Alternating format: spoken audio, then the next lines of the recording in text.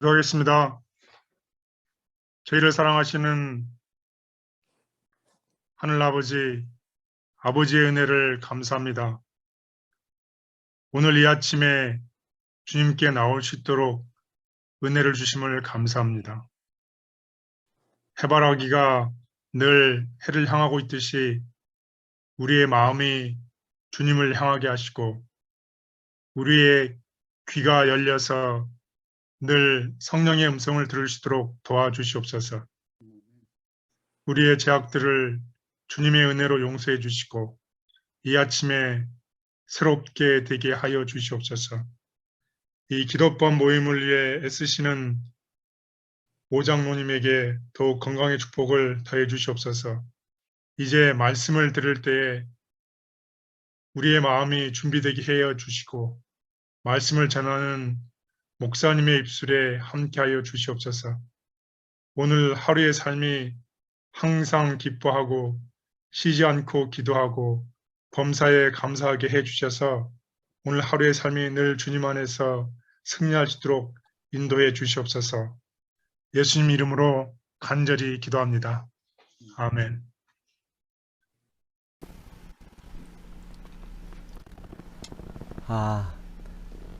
귀한 은혜의 말씀 나눠주셔서 감사합니다. 네, 오늘은 우리 36번째 날입니다. 영적 분별력이라는 제목으로 또 우리 함께 은혜 나누고자 합니다.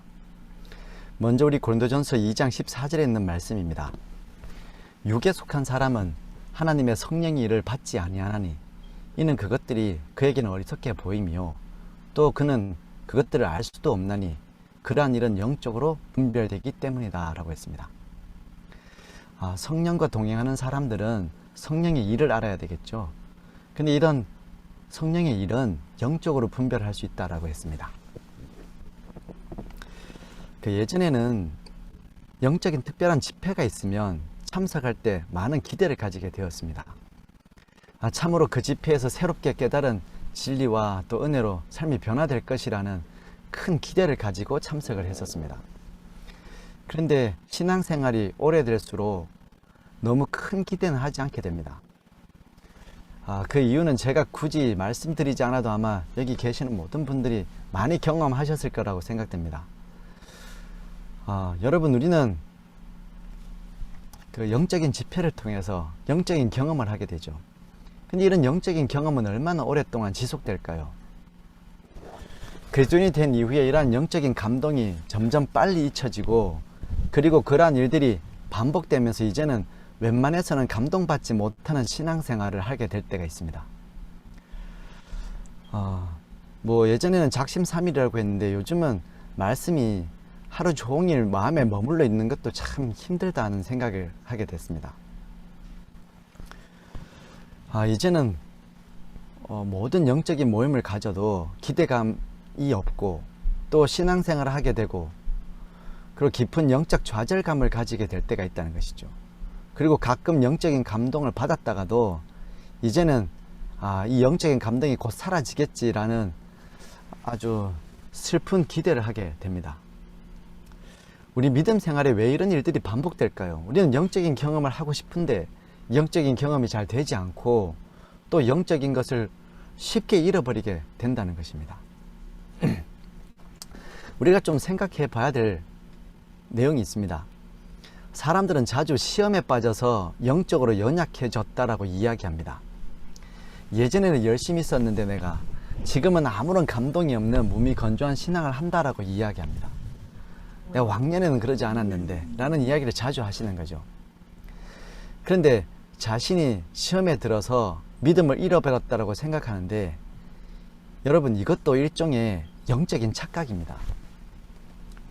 왜냐하면 우리는 한 번도 영적으로 완벽했던 적이 없기 때문입니다. 우리는 이미 죄로 사로잡힌 연약한 존재로 태어나서 살고 있습니다. 그런데 어느 날 우리가 하나님의 은혜로 구원을 경험하게 된 것이죠. 그래서 우리가 원래 구원이 없는 인생이고 완벽하지 않은 인생들이었는데 우리는 구원을 맛본 사람들입니다. 근데 그날 이후로 더 이상 그 맛을 보지 않고 더 이상 주의 구원을 붙잡지 않고 있기 때문에 다시 죄의 권세 아래로 사로잡혀 가는 것 뿐입니다. 우리가 본래 괜찮은 그리스도인인데 어쩌다 시험 받아서 실수하고 있는 것이 아니라는 것이죠. 주를 붙잡지 않아서 여전히 죄에 붙잡혀 있는 것이라는 것입니다. 우리가 이번 주는 영적인 싸움에서 자신이 져서 삶을 조금 내줬지만 내가 언제든지 마음만 먹으면 다시 영적인 사람으로 되돌아갈 수 있다라고 생각하는 것은 착각입니다. 우리는 가만히 있으면 죄의 종노릇하게 되어 있는 그런 처지라는 것이죠. 이런 의미에서 여러분, 영적인 싸움을 싸운다는 것은 나를 이 영적 권세에서 구원하시는 하나님의 손을 필사적으로 붙잡고 사는 것이고 반복적으로 붙잡고 사는 것입니다. 이게 믿음 생활입니다. 믿음 생활은 내가 좋았던 믿음 생활을 다시 마음먹고 회복하는 것이 아닙니다. 내가 늘 붙잡고 있어야 되는데 또다시 놓쳐버렸던 그 손을 반복적으로 계속해서 붙잡는 것이죠. 이것을 영적인 싸움이라고 하는 것입니다. 우리를 끌고 가는 물살에 떠내려가지 않으려면 다시 손을 내밀어서 구원의 밧줄을 굳게 붙잡아야 한다는 것입니다. 우리가 이런 영적 상태에 있다는 사실을 알아만 줘도 우리에게는 희망이 있습니다. 여러분은 어떨 때 영적인 힘이 느껴지십니까? 믿음 생활하면서 우리가 영적으로 얼마나 큰 영향을 받고 있는지를 알 수 있을 때가 있으십니까? 저 개인적으로는 전도를 하거나 또 개인적인 삶의 영적인 변화를 한번 시도해 보려고 할 때 그때 영적인 영향력을 얼마나 받고 있는지를 알게 되는 것 같습니다. 영적인 삶을 살려고 노력해 보면, 아니면 우리 가족을 영적으로 변화시켜 보려고 시도해 보면 그때 깨닫게 되는 것이 얼마나 강력한 악의 영향 아래 나 자신과 또 가족들과 사람들이 묶여 있는지 그때 실감하게 됩니다. 이때가 되면 우리는 우리의 삶이 마음먹은 대로 되는 일이 아니라, 혈과 육의 싸움이 아니라 통치자들과 권세들과 이 어둠의 세상 주관자들과 또 하늘에 있는 악의 영들을 상대한다는 사실을 깨닫게 되는 것이죠. 여러분, 우리는 우리의 영적인 상태를 깨닫는 지혜가 필요합니다. 이것을 우리가 영적인 식별력이라고 하는 것이죠. 이 요한계시록 3장 18절에 내가 너희를 권하노니 내게서 불로 연단한 금을 사서 부유하게 하고 흰옷을 사서 입어 벌거벗은 수치를 보이지 않게 하고 안약을 사서 눈에 발라 보게 하라 라는 말씀이 있습니다. 이 말씀과 관련되어서 교회 증언에서는 이 말씀을 이렇게 설명했습니다. 거듭거듭 하늘에서 온 음성은 그대들에게 말하였다. 그대들은 이 음성에 순종하겠는가? 그대들은 불로 연단한 금과 흰옷과 안약을 구하라는 참된 증인의 권면에 유의할 것인가? 금은 믿음과 사랑이며 흰옷은 그리스도의 의이다. 그리고 안약은 그대들로 하여금 사단의 관계를 깨달아 그것들을 피하게 해주고 죄를 찾아내어 그것을 증오하게 하고 진리를 깨닫고 그것을 순종하게 해주는 영적 식별력이다 라고 했습니다. 오늘 우리에게 미지근한 신앙을 가진 라오디게아 교회들에게 보낸 직접적인 권면이 주어지고 있습니다. 바로 영적 식별력을 가지라는 것이죠. 안약을 사서 바르라는 것입니다. 그럼 실제로 우리들의 신앙생활을 되돌아보면 영적인 삶이 정말 많이 무너져 있다는 것을 느낄 때가 있습니다. 우리의 삶에서 영적인 삶이 무너지면 어떤 일들이 생길까요? 그 로마서 5장 5절에 보시면 소망이 우리를 부끄럽게 하지 아니함은 우리에게 주신 성령으로 말미암아 하나님의 사랑이 우리의 마음에 부은 바 됨이었다라고 했습니다. 여러분, 이 사실은 우리가 믿건 안 믿건 진리이고 사실입니다. 하나님의 사랑이 우리에게 부은 바 되고 있습니다. 근데 사람들은 언제 부어졌느냐라고 묻습니다. 내 삶에 없는 것 같은데요? 라고 이야기합니다. 아무리 들어도 읽어도 도무지 못 느끼겠습니다 라고 고백하는 사람들이 많이 있죠. 이처럼 영적인 삶이 무너지면 하나님의 사랑이 부어져도 아무런 것을 느낄 수 없게 된다는 것입니다. 이게 영적인 식별력이 무뎌졌다는 증거라는 것이죠. 지난주 또 그 이전 이 한 해 동안 여러분은 얼마나 많은 하나님의 사랑을 느끼셨습니까?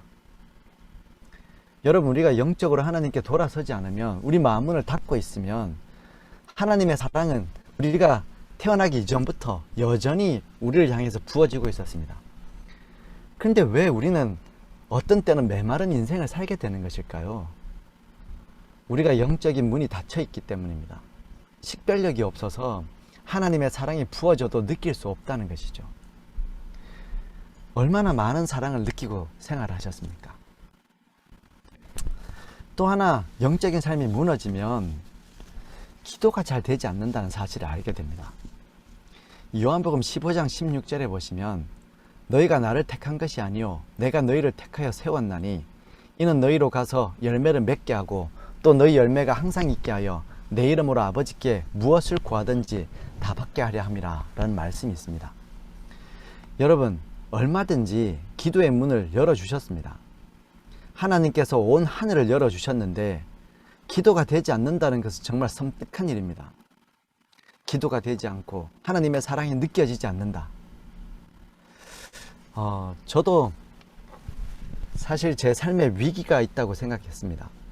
그래서 이 성령과 동행하는 삶이라는 이 기간을 저 개인적으로도 정말 중요한 시간이라고 생각하고 시작하게 되었습니다. 근데 그 전에 기도가 잘 되지 않는 답답함이 있었습니다. 기도는 합니다. 제가 이런 이야기도 하고 저런 이야기도 하고 수많은 기도를 드립니다. 그런데 기도가 집중되지 않습니다. 나의 기도가 하늘에 상달되는 느낌이 없습니다. 하나님께서 기도를 들으셨다는 확신도 들지 않았습니다. 기도가 잘 되지 않는 것은 영적인 삶이 무너져 있다는 증거입니다. 영적인 삶이 무너지면 제일 먼저 대화가 되지 않습니다. 우리가 부부관계도 마찬가지죠. 부부관계가 조금 무너져 있으면, 관계가 무너지면 대화가 잘 되지 않습니다. 얼굴을 잘 마주 보려 하지 않습니다. 특별히 부딪혀서 어떤 일들을 하려 하지 않는다는 것이죠. 우리가 교회 안에서 내가 특별한 일을 하지 않으려고 하고, 내가 믿음 안에서 특별한 일을 계획하지 않으려고 하고, 그냥 신앙 얘기는 흘러가는 대로 마음 편하게 그냥 조용히 지나갔으면 좋겠다 라고 생각되는 것은 여러분, 우리의 영적인 삶이 무너져 있다는 가장 강력한 증거입니다. 제가 믿은 지 오래되었지만 영적으로 무너진 그 성도들을 방문 갈 때가 있습니다. 제가 성도님들하고 방문했을 때 듣는 제일 아프고 또 그 괴로운 대화가 이런 것입니다. 이분이 이렇게 얘기합니다. 아유, 목사님, 저도 이제 말씀도 충분히 들었고 기도도 괜찮으니까 이왕 오신 것 식사하고 가세요. 이렇게 대답할 때가 있습니다. 여러분, 밥 먹으러 다니는 것도 아닌데 그 말씀도 필요 없고 기도도 괜찮고 그냥 밥이나 먹고 그냥 편하게 지냈으면 좋겠습니다 라는 이야기를 할 때가 제일 마음이 아픕니다. 심지어 어떤 성도들은 직장 생활하면서도 사람들이 보는 것이 어색해서 기도하기도 어색해서 그냥 기도하지 않고 밥을 먹을 때가 있다고 했습니다. 그 이유는 간단했습니다. 그냥 사람들이 이런 영적 생활을 사는 자신의 모습을 보는 것이 부담스럽고 부끄럽기 때문이라는 것이죠. 여러분, 우리가 신앙생활 하는 것이 누군가에게 보여주기 거추장스러운 것입니까? 부끄러운 일입니까? 이것이 영적으로 무너진 것입니다. 사람들에게 교회 가자는 말도 못하고 어느 교회 다닌다는 말도 못하고 교회에서 나는 무슨 직분을 가진 사람인지도 말하지 못하는 것은 영적인 삶이 무너졌기 때문입니다. 영적인 삶이 무너지면 하나님과 나누는 모든 것들이 무거운 짐이 된다는 것이죠. 잘 되지 않습니다. 은혜가 없게 된다는 것입니다. 에베소서 6장 12절은 이렇게 이야기합니다. 우리의 씨름은 혈과 육을 상대하는 것이 아니요 통치자들과 권세들과 이 어둠의 세상 주관자들과 하늘에 있는 악의 영들을 상대함이라 라는 말씀입니다. 여러분, 우리의 영적인 생활에 마귀의 역사가 있습니다.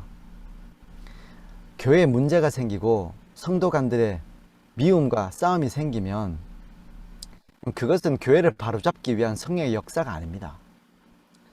어떤 분들은 교회 안에 다툼을 일으키면서 내가 교회가 너무 걱정돼서 정말 교회를 위해서 내가 싫은 말이지만 아무도 하지 않으려고 하는 말을 한다 라고 하면서 서로 다투고 상처를 줍니다. 다툴 때 성도들을 보면 모든 사람이 다 같은 생각입니다. 교회를 바로잡기 위해서입니다. 근데 이게 성령의 역사는 아니라는 것이죠. 이것은 분명히 사단의 역사입니다. 우리가 영적인 삶을 사는 일을 잠시라도 멈추면 우리는 어둠의 세상 주관자와 악의 영들에게 지도받는 사람들이 된다는 것이죠. 이런 영적인 것은 안다고 이길 수 있는 게 아닙니다. 어둠의 세상 주관자들이 붙잡고 있으면 이게 영적인 전쟁을 치르지 않으면, 영적인 문제로 접근하지 않으면 우리의 인생의 문제를 해결할 수 없을 때가 있다는 것이죠. 우리 믿음 생활도 마찬가지입니다. 우리가 믿음 생활을 왜 하는 것입니까? 모든 사람은 구원이 필요한 존재라는 사실을 깨달아야 믿음 생활이 시작됩니다. 하나님의 구원이 필요하지 않습니까? 그 말은 우리가 우리의 것으로 온전히 살 수 없기 때문에 그렇다는 것이죠. 그래서 여러분, 우리가 영적인 일이 아니면 안다고 해서 이길 수 있는 것이 아니라는 것을 알아야 합니다. 2010년 10월 7일에 행복전도사로 유명했던 작가 겸 방송인이 남편과 함께 동반 자살을 하게 되었습니다. 이 사건이 충격적이었던 이유가 있습니다. 왜냐하면 그녀가 여러 강연을 통해서 했던 유명한 말 중에 이런 말이 있습니다. 여러분, 자살하지 마세요. 자살을 뒤집으면 살자가 됩니다. 라는 유명한 말을 남겼던 분이었습니다. 그랬던 그녀가 자신이 가지고 있는 희귀병과 통증을 이기지 못하고 오히려 자신이 했던 말인 살자를 뒤집어서 자살을 하게 된 것입니다. 여러분, 이처럼 인간은 알고 있다고 마음 먹는다고 다 이기고 살 수 있는 그런 존재가 아니라는 것이죠. 인간은 영적인 삶의 중요성을 깨달아야 됩니다. 내일을 살고 내일을 사는 것은 자신이 가진 능력이나 경험만으로 되는 것이 아닙니다. 믿음 생활이 더욱 그렇다는 것이죠. 여러분, 가정과 건강이라는 책에 이런 말씀이 있습니다.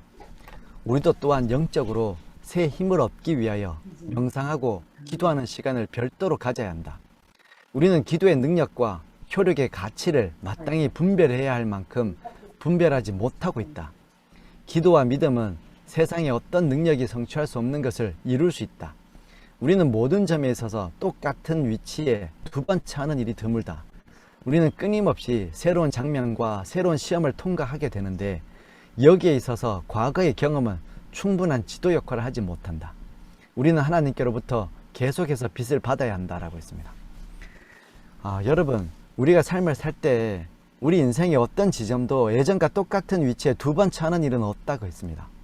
그렇기 때문에 우리가 과거에 했던 경험은 충분하지 못하다는 것이죠.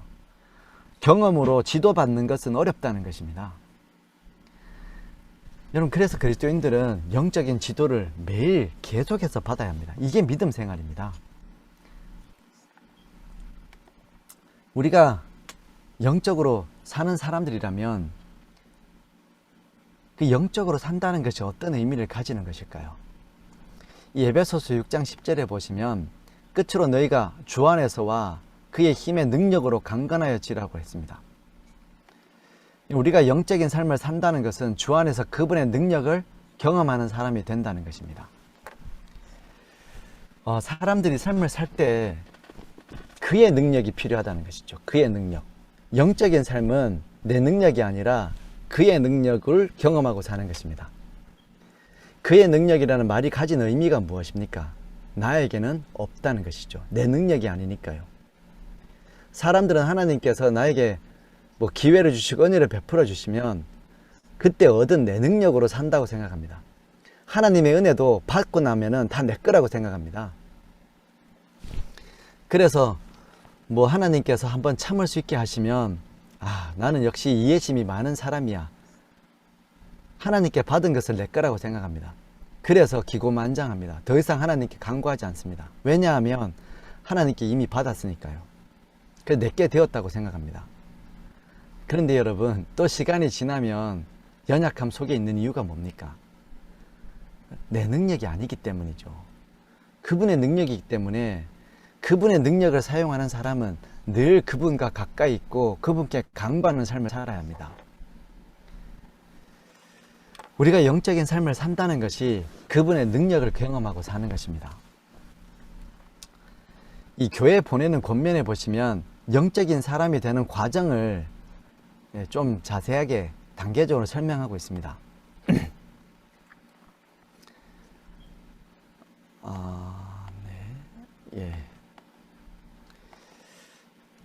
이 앞에 부분을 제가 발췌를 못했는데요. 제가 먼저 읽어드리겠습니다.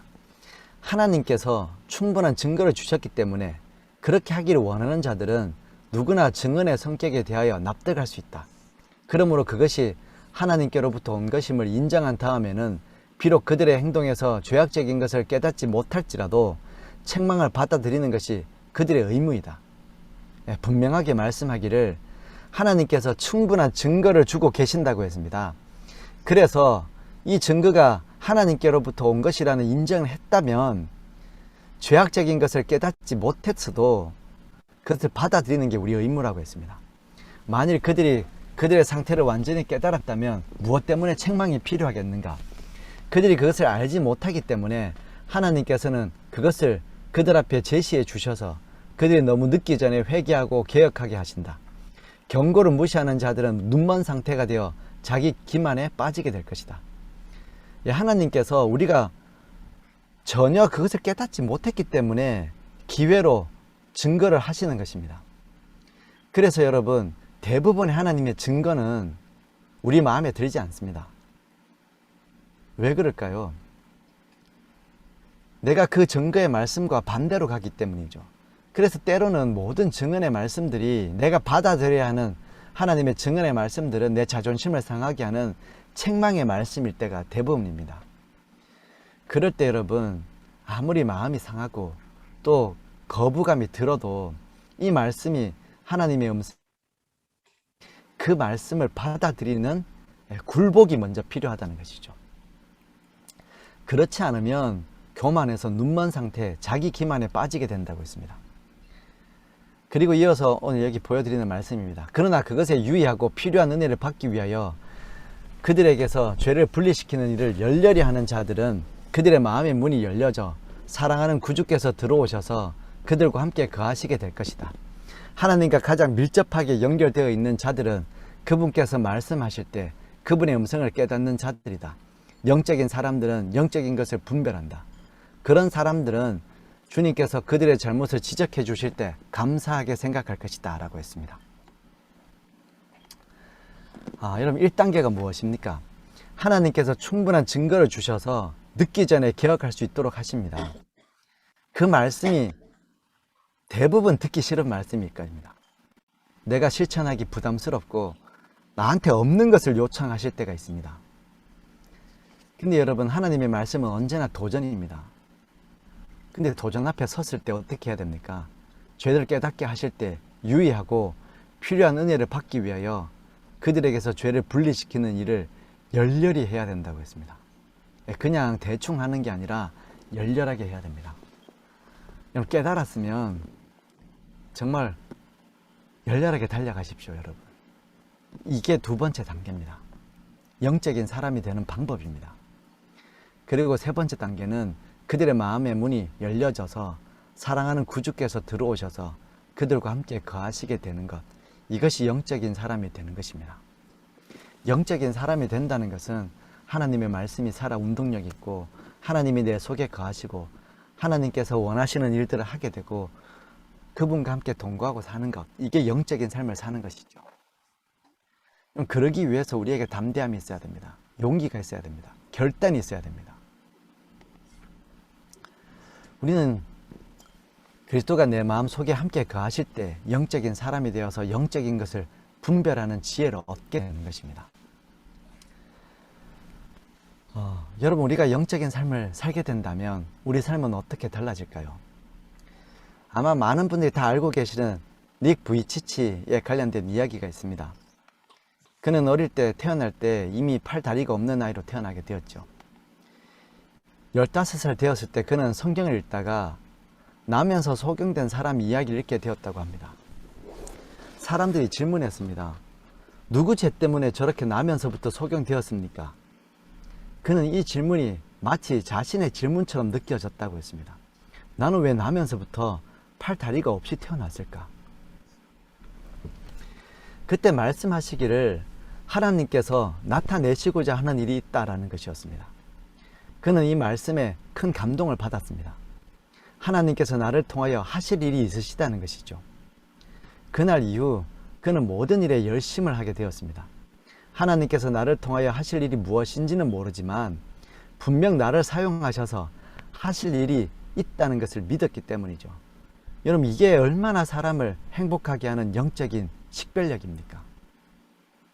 그의 삶은 그리스도 안에서 영적인 삶을 살게 되었습니다. 그리고 그 삶은 귀한 쓰임을 받는 삶이 되었다는 것이죠. 그는 누구도 할 수 없는 일을 하며 살게 되었다는 것입니다. 그는 이렇게 사람들 앞에서 영적으로, 신체적으로, 지적으로 모든 사람이 넘어질 수 있는데, 그는 수도 없이 넘어졌다가 일어나는 일들을 시도했고 또 일어나려고 시도했지만 실패했다고 했습니다. 그러면서 이런 얘기를 했습니다. 100번 시도해서 안 된다고 포기하면 다시는 일어날 수 없지만 포기하지 않으면 결국은 일어나게 된다는 것이죠. 100번 시도해도 포기하면 못 일어납니다. 근데 포기하지 않으면 결국은 일어나게 된다. 여러분, 우리의 영적인 삶은 어떤 삶이 될까요? 닉 부이치치의 이야기처럼 우리가 영적 식별력이 있으면 팔다리가 없는, 또 내가 신체적으로, 지적으로, 영적으로 넘어져서 일어날 수 없는 그런 환경 속에 있어도 영적 식별력이 있다면 여러분, 하나님께서 지금 우리를 통해서 하시고자 하시는 일이 있다는 사실을 깨닫게 될 것입니다. 여러분, 영적 식별력이 있으면 왜 하나님께서 지금 나로 하여금 이 교회에 다니게 하셨는지를 알게 될 것입니다. 우리가 영적 식별력이 있다면 하나님께서 왜 이런 사람을 만나서 이렇게 살게 하셨을까? 왜 하나님께서 나에게 이런 자녀를 주셨을까? 우리가 영적 식별력이 있다면 하나님께서 나라는 사람을 사용하셔서 하시고자 하시는 일이 있다는 사실을 깨닫게 될 것입니다. 여러분, 지금 있는 우리 삶을 감사하고 또 우리가 있는 이 현실 속에서 우리가 어떻게 하는 것이 하나님께 영광 돌리는 일인지, 하나님께서 지금도 우리에게 원하고 계시는 일이 있다는 사실을 깨닫게 될 것입니다. 오늘 우리가 영적 식별력을 가질 수 있게 되기를 바랍니다. 여전히 영적 식별력을 가지라고 우리에게 충분한 증거를 주고 계시는 분이 계십니다. 은혜가 주어질 때 열렬하게 노력해서 우리의 마음문을 열고 하나님이 우리와 함께 거하는 삶을 살도록 우리가 헌신하고 노력할 수 있게 되기를 바랍니다. 이 요한일서 5장 18절에 이런 말씀이 있습니다. 하나님께로부터 난 자는 다 범죄하지 않으는 줄 우리가 아노라. 하나님께로부터 나신 자가 그를 지키심에 악한 자가 그를 만지지도 못하느니라 라고 했습니다. 여러분, 우리가 얼마나 특별한 사람들입니까? 우리가 영적 식별력이 있으면 하나님께서 우리와 함께 하셔서 우리를 채워주시고 우리를 지키셔서 악한 자가 우리를 만지지도 못하게 하신다는 그 놀라운 사실을 깨닫게 될 것입니다. 여러분, 이런 행복한 경험, 이 얼마나 행복한 경험입니까? 누가 나를 사랑한다는 것 아는 것, 누가 나를 이렇게 지켜주신다는 걸 아는 것, 이게 영적 식별력을 가지고 사는 삶의 기쁨입니다. 내가 어디에 있든지 하나님께서 지금 나를 통해서 하시고자 하는 일이 있다는 사실을 깨닫는 것, 그래서 모든 일이 의미가 있어지는 것, 이게 여러분 인생 사는 즐거움이고 행복 아니겠습니까? 오늘 우리가 성령과 동행하는 삶을 사는데 이런 열매를 맺을 수 있게 되기를 바랍니다. 네, 오늘 숙제가 있습니다. 오늘 숙제는 영적 삶을 살기 위한 구체적인 방법을 생각해보고 실천해보는 것입니다. 기도는 일상의 모든 일 속에서 영적인 분별력을 가질 수 있도록 기도하는 하루가 되었으면 좋겠습니다. 네. 오늘은 제가 우리 이병희 집사님과 또 장문영 집사님, 우리 두 분 성도님 위해서 함께 기도드리도록 하겠습니다. 사랑하는 우리 주님, 우리 하나님께서 우리 인생을 하나님께서 귀한 일에 쓰시기에 부족하지만 합당하게 여기시고 사용해 주시는 인생이 되게 해주셔서 감사합니다. 하나님, 오늘 우리가 정말 주께서 우리 인생을 통해서 귀한 일을 이루시고 나타내기를 원하신다는 사실을 깨닫고 우리의 영적 분별력을 가지고 우리에게 주신 은혜를 감사하며 살 수 있도록 주님 축복하여 주시옵소서. 하나님, 정말 소원하기는 하루를 다 지난 이후에 우리가 주의 은혜를 생각하며 온 가족들이 함께 기뻐하는 하루를 보내기를 소원합니다. 주님, 정말 성령과 동행하는 삶의 기쁨이 있게 해주시고, 그리고 우리 모두가 우리가 아끼고 소중하게 생각하는 모든 사람들이 우리가 얼마나 영적인 삶이 무너져 있는지를 깨닫고 돌아오는 정말 구원을 경험하는 하루가 되도록 주님 축복하여 주시옵소서. 네, 오늘은 이병희 또 장문영 우리 두 분 집사님 위해서 우리 주님께서 주신 사무엘서의 귀한 축복의 말씀을 의지하고 기도합니다. 주님, 이 두 분이 어디를 가든지 하나님께서 이 두 분과 함께 있어서 모든 삶에서 만나는 무서운 대적들을 그 앞에서 물러나게 하시고, 주님께서 그러셨던 것처럼 모든 사람들로 더불어 화목한 삶을 살 수 있도록 그 삶을 교훈하여 주시옵소서. 잠시 동안 허락된 세상에서 우리 하나님의 이름이 존귀하심과 같이 이 두 분의 이름도 하늘과 땅에서 존귀하게 하여 주시고, 매일의 삶이 하나님께 영광 돌리는 가치와 의미가 가득한 삶이 되도록 축복하여 주시옵소서. 사랑의 주님, 이병희, 장문영 두 분의 간절한 바람을 아시오니 이 두 분의 집에 복을 더하여 주셔서 주 앞에서 영원히 있게 하시고, 주 여호와께서 말씀하신 은혜로 이 집을 채워주심으로 영원히 복을 얻게 하여 주시옵소서. 그래서 이분들의 잘됨을 통하여 하나님께서 이루시고자 하시는 일들이 이루어지도록 축복하여 주시옵소서. 오늘도 장문영, 이병희 두 분의 삶을 매 순간 말씀해 주시고 그 발걸음을 붙잡아 인도하여 주시며 하나님의 강권하신 은혜를 더욱 풍성하게 경험할 수 있도록 그런 생활을 살 수 있도록 주님 축복하여 주시옵소서. 오늘도 우리의 연약한 삶이지만 하나님 구별합니다. 우리가 은혜가 주어질 때 정말 하나님의 마음을 얻기 위하여 열심하게 해주시고 우리의 심령을 열어서 주님과 함께 거하는 인생 살도록 주님 오늘도 축복하시고 교훈하여 주시옵기를 예수님 이름으로 간절히 기도드립니다. 아멘. 감사합니다. 감사합니다. 좋은 하루 되십시오.